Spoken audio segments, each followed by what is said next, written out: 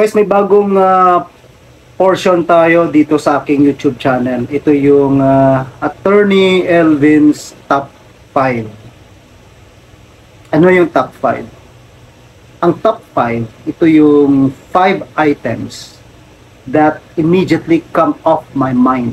No? For whatever reason, subconsciously, tumatak sa isip ko na kailangan kong sabihin, kailangan kong i-share sa mga subscribers and followers, or anything na naalala ko lang and sinulat ko, isinama ko sa top 5. The reason why I put a top 5 is para ito yung naisip natin fresh pa. It may come from reading comments, from reading a question, parang ganyan, no? So I may explain it in that video, or you can comment at gusto ninyong malinawan pa, ma-explain natin, ma-expound. Okay? So, ganun ang magiging format nitong top 5. So, this is gonna be quick. Some of you na naka-experience, pag nakita yung 5 items na to, malamang you don't need any more further explanation. Kuha mo na kasi na-experience mo, di ba? Pinagdadaanan mo ito nga, no? And the reason behind the top 5 portion is para ma-broaden natin yung base ng discussion natin. Kasi kung video, 10 minutes, 20, sometimes, one topic lang, parang limited masyado. So ito will broaden yung ating discussion base, and then let me know kung alin doon yung expound natin, ano? At least masagasaan natin lahat. Now, this is going to be the episode 1 of the Attorney Elvin's Top 5. Ito ang ating intro para sa ating episode 1 top 5.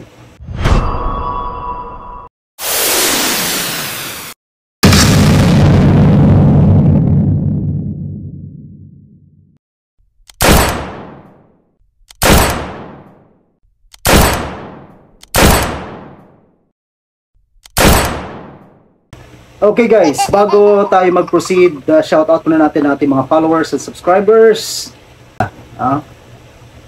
And then, of course, bago tayo mag-start sa number 1, panoorin niyo muna ang ating YouTube rules. Isisingit din natin dito.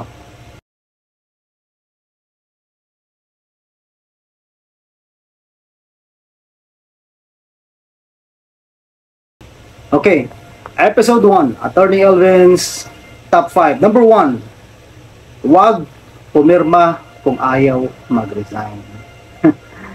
So marami kasing mga nagtatanong, attorney, ayaw ko mag-resign pero napapirma ako sa resignation letter.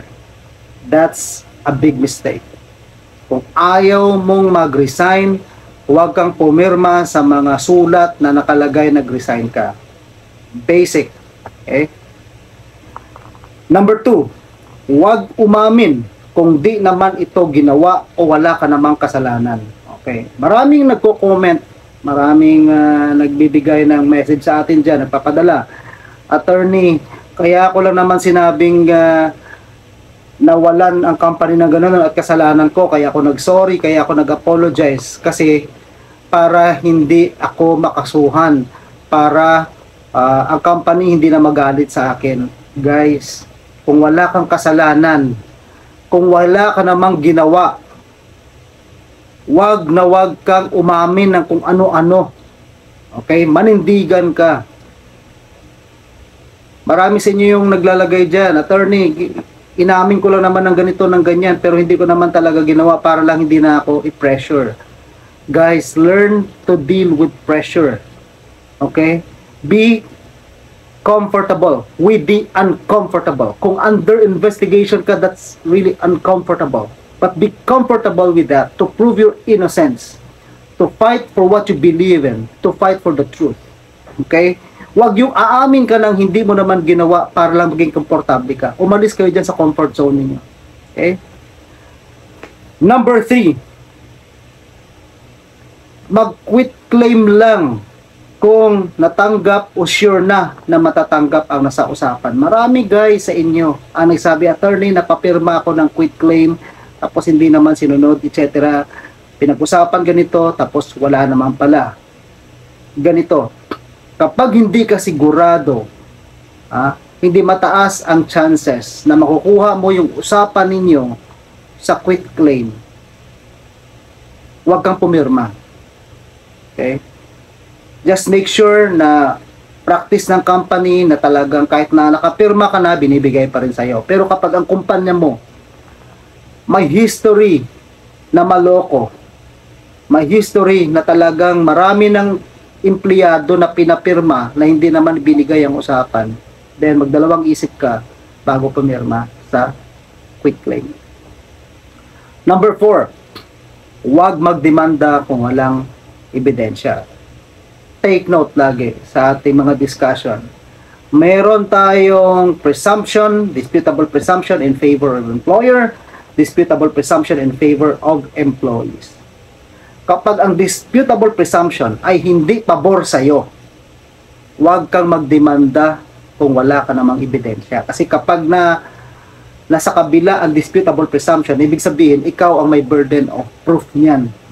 Halimbawa, ang disputable presumption pabor sa employer mo na hindi kanya tinanggal. Kung ikaw ang nagsasabi na tinanggal ka sa trabaho, patunayan mo na tinanggal ka muna bago pa kayo dumating dun sa issue kung ikaw ay illegally dismissed from service. You have to first prove the fact of dismissal. Ngayon, kung wala ka namang patunay na merong fact of dismissal, huwag ka na magtinanda. Okay? O kaya, hindi ka namang mag-entertain ng thought, ng idea na magdidemanda ka, pero ayusin mo muna yung mga evidence mo. Okay? Huwag trigger happy sa pag-file ng demanda. And last one, number 5. Kung walang proof ng overtime work, wala kang overtime pay.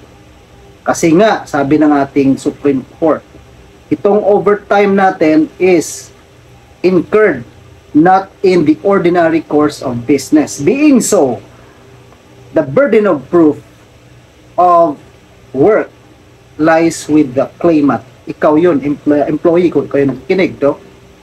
Para patunayan na nagtrabaho ka muna ng overtime. Nagtrabaho ka muna ng beyond 8 hours.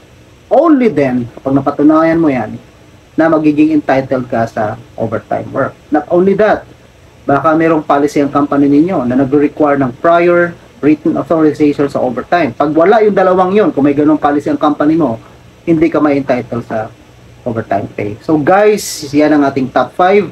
If you have any of those items sa episode 1 na ito ng ating top 5 na gustong i-clarify, comment them in the comment box below and gagawa natin ang hiwalay na video or request lang kayo. Attorney number 2, pakigawa ng video. Attorney number 4, pakigawa ng video. Alright? So with that, thank you very much for watching and I hope to see you in my next top 5 episode. God bless.